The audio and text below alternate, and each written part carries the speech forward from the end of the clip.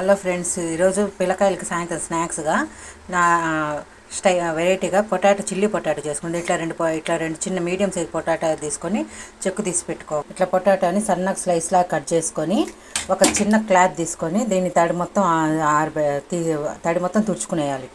బాగా తుడుచుకునేస్తే బాగా పీల్చుకునేస్తుంది అనమాట. అప్పుడు మనం దీంట్లో కావాల్సిన ఐటమ్స్ అన్నీ వేసుకుంటాం. దీంట్లో కావాల్సినవన్నీ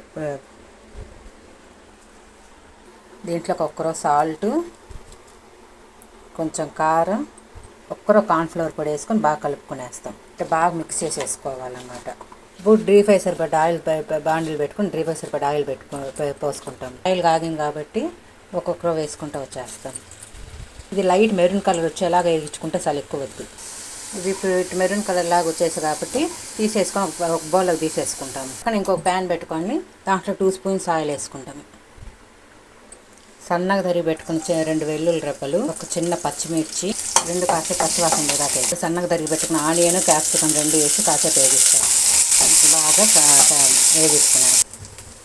దీంట్లోకి రుచి తగ్గ ఉప్పు, కొంచెం కారం, గ్రీన్ చిల్లీ సాస్, కొంచెం టమాటా సాస్ ఇవన్నీ వేసి బాగా మిక్స్ చేసుకోవాలి. దీంట్లోకి లైట్ గరం మసాలా, కార్న్ఫ్లవర్ కలిపెట్టుకున్న పొడి నీళ్ళు కలిపెట్టుకున్నది. ఇది ఉడుకుతుండగానే ఇందాక వేగించి పెట్టుకున్నాం కదా పొటాటో ఫ్రై, అది కూడా దాంట్లో వేసేసి కలపాలి.